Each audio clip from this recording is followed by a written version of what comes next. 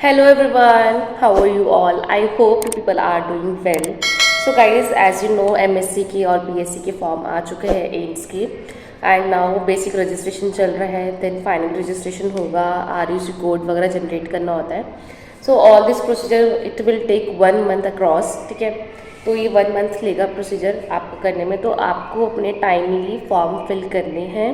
And now I am getting so much comments of yours कि हमें exam you are facing difficulty in filling the form of MSc because students ने अपना graduation complete कर लिया है और कुछ स्टूडेंट्स अभी अपियरिंग में हैं, तो वहाँ पे कुछ इन्फॉर्मेशन उन लोगों ने मांगी है. तो यू आर फेसिंग डिफिकल्टी कि what we have to fill in that particular component. Okay, so I have my previous year application form of MSc, ये मेरे पास रखा हुआ था एंड आई थॉट कि मैं आपको इसको देख के ही आपको बता दूं कि आपको कौन से कॉलम में क्या क्या भरना है. I have a full print of my application form जो मैंने लास्ट ईयर भरा था. So this is my MSc form. तो मैं आपको आज MSc के लिए ही आपको बताऊंगी कि आपको कौन से कॉलम में क्या क्या चीज़ें भरनी है, और अपियरिंग है तो उन स्टूडेंट्स को क्या भरना है, और जो ग्रेजुएशन हो चुकी है तो उन स्टूडेंट्स को क्या भरना है, क्या फिल करना है इस कंपोनेंट्स में जो दे रखे हैं यहाँ पे. So let's discuss. Okay, now the first component is candidate name. As you have already fill your name, father's name, gender and some people have, और कुछ लोगों ने अपना जेंडर भी गलत भरा. तो प्लीज़ आप अच्छे से फॉर्म देख के भरो क्योंकि बार बार पे करेक्शन नहीं होगा. तो प्लीज़ आप अपना फॉर्म अच्छे से फिल करें देख के.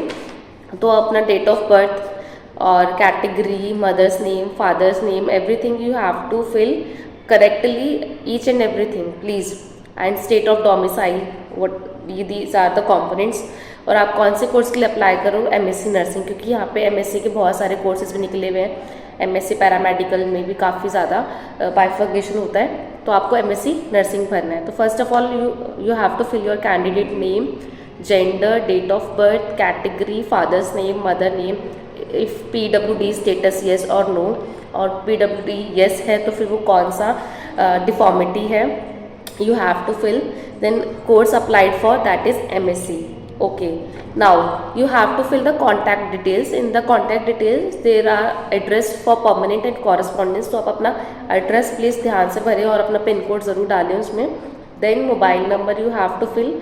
there is two option, your mobile number and alternate mobile number, you have to fill that also. and email ID, अपना email ID प्लीज़ करेक्टली करना क्योंकि जो भी आपका मेल आता है कोई भी इन्फॉर्मेशन होती है वो मेल ID पे ज़रूर आती है, और अपना मेल हमेशा चेक करते रहना है. तो अपना मेल ID ज़रूर भरना. एंड अपना जो भी नंबर भर रहे हो, नंबर फिल कर रहे हो, जो आपका परमानेंट नंबर है प्लीज़ उसको सही से फिल करना क्योंकि उस पर भी नोटिफिकेशन आती है. Now the qualification details. यहाँ पे सबको प्रॉब्लम हो रही है कि क्वालिफिकेशन डिटेल्स में क्या चीज़ हमें फिल करना है. ठीक है, फर्स्टली आपका है क्वालिफाइंग एग्ज़ाम. तो आपका क्वालिफाइंग एग्ज़ाम में आपके 3 ऑप्शन आ रहे हैं वहाँ पे कि BSc honours nursing and BSc nursing 4th year, and third option is post basic and GNM वाला जो ऑप्शन है कि आपने पोस्ट BSc कर रखी है. सी कुछ कॉलेजेस लाइक एम्स, जैसे मैंने एम्स से ग्रेजुएशन कंप्लीट किया, एम्स ऋषिकेश से, तो जब हम अपने कोर्स का नाम लिखते हैं तो वहाँ लिखते हैं BSc ऑनर्स नर्सिंग. ठीक है, एंड कुछ कॉलेजेस में होता है BSc nursing, simple BSc nursing, not BSc honours nursing.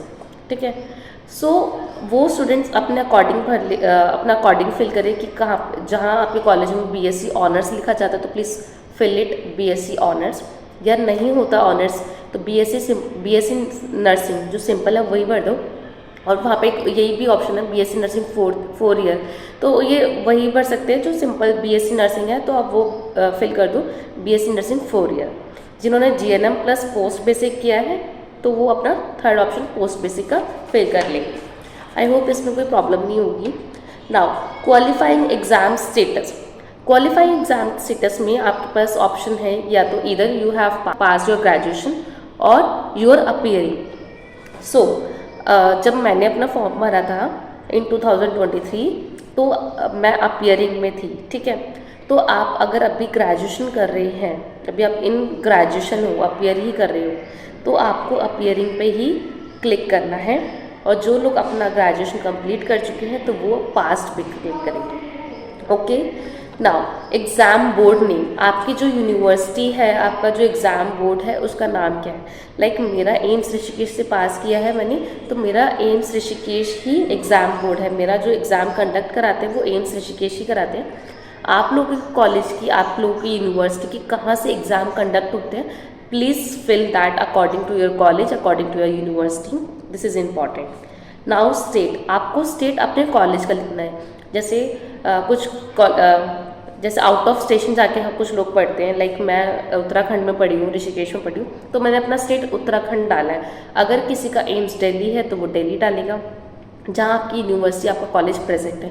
या किसी का RAK है, राजकुमारी अमृत कौर कॉलेज, तो वो अपना दिल्ली डालेगा। या किसी का BHU है, बनारस हिंदू यूनिवर्सिटी, तो वो अपना UP डालेगा, UP डालेगा, Uttar Pradesh. So all you have to fill this information, okay?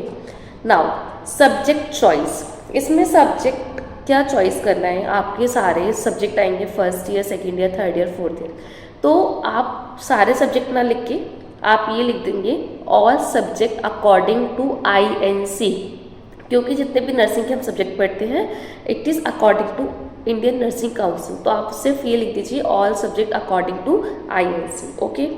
Now passing year और एक्सपेक्टेड ईयर, जो स्टूडेंट्स अपना ग्रेजुएशन पास कर चुके हैं तो उन्होंने कौन से ईयर में, कौन से मंथ में पास आउट किया था अपना ग्रेजुएशन, तो वो आप वो डाल देंगे, ठीक है, वो फिल कर देंगे।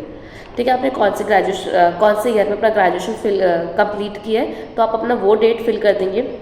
और जो स्टूडेंट अपीयरिंग में है तो उनका ग्रेजुएशन कौन सी डेट पे ख़त्म होगा। लाइक मेरा ग्रेजुएशन 30 जुलाई में ख़त्म हुआ था, 30 जुलाई 2023, तो मैंने वो पूरा डेट वो डाल दिया था कि अपने कॉलेज से अपना कंफर्म कर सकते हैं कि हमारा जो एकेडमिक ईयर है, हमारा जो पूरा सेशन है वो कब कंप्लीट होगा, तो आपको वो ही डालना है। तो वो आप डेट डाल सकते हैं।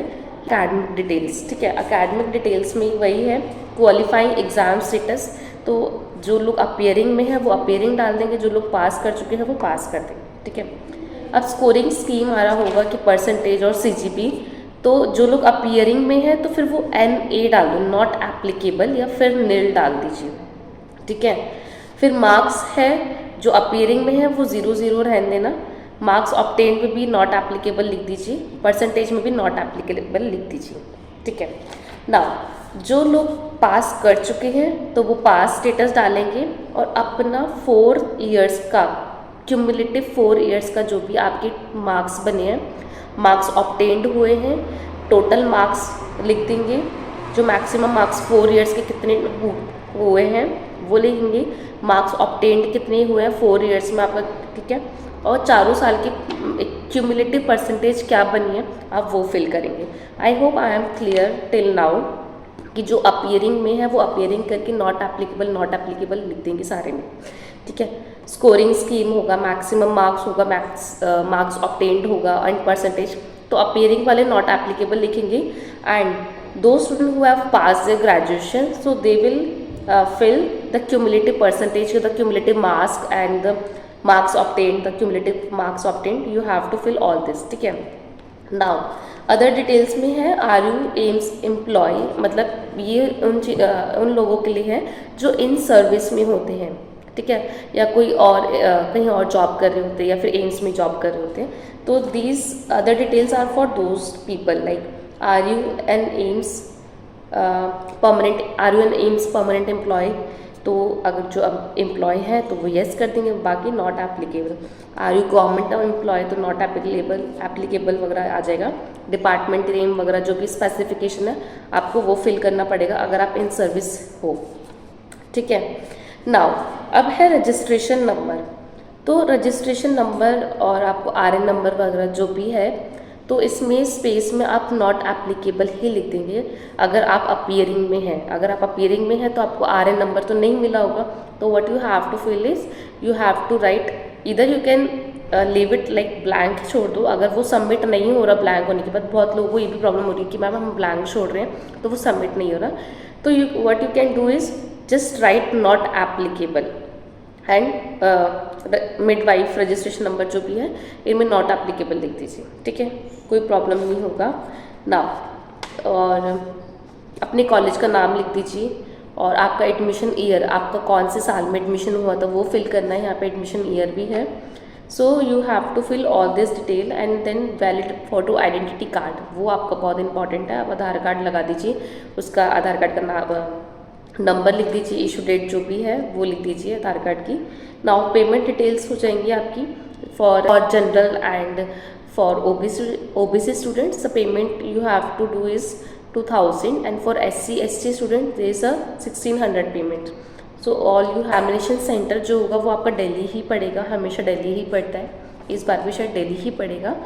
सो वो आपका लिस्ट में होगा। अगर आपका आउट दिल्ली के अलावा कोई और ऑप्शन दे रखे तो आप अपने अकॉर्डिंगली भर लीजिए, वरना दिल्ली ही रहता है तो फिर आपका जो एग्ज़ाम सेंटर है वो दिल्ली ही रहेगा। So I have told you every detail from my this application form. Last year में मैंने जब MSc का फॉर्म भरा था तो तब ये करा था एंड मेरा MSc का एग्ज़ाम क्लियर हुआ था and I got 111 rank, 111 rank I got that time and now I am in AIIMS Bhopal. I hope आप लोग भी मुझ आएंगे और यहाँ मुझसे मिलेंगे। We will discuss further details और आप कभी भी कोई क्वेरी है तो you can text me on Telegram और Instagram and in comment section. मैं आपका हेल्प ज़रूर करूँगी क्योंकि बहुत क्रूशियल पीरियड है आपके फॉर्म फिल करने का, तो ये चीज़ें बिल्कुल गलत नहीं होनी चाहिए वरना आगे बहुत प्रॉब्लम हो। And one more thing is, अगर जिस स्टूडेंट का डिग्री मिल गई है और RN नंबर नहीं आया है तो please apply for RN number, which is very important कि आपके पास डिग्री आ गई बट RN नंबर नहीं आया, प्लीज़ आप RN नंबर के लिए अप्लाई करें। इधर you can get provisional RN number, अगर आपके पास प्रोविजनल RN नंबर भी नहीं है and you are applying for MSc exam तो फिर आप एक बार हेल्पलाइन पर फ़ोन करके पूछ लीजिए कि आपको किस तरह से फिल करना है ये फॉर्म, क्योंकि प्रोविजनल RN नंबर होगा तब भी चल जाएगा बट यू हैव, अगर आप पास कर चुके हैं और आपके पास डिग्री है तो फिर RN नंबर भी होना बहुत ज़रूरी है। सो गाइज आई होप आप लोग अच्छे से समझ गए होंगे। कोई भी क्वेरी तो you can text me and you can do comment in the comment section. So bye guys and all the best to all of you. अच्छे से प्रिपेयर करें एंड एग्ज़ाम अच्छे से दें। Bye bye.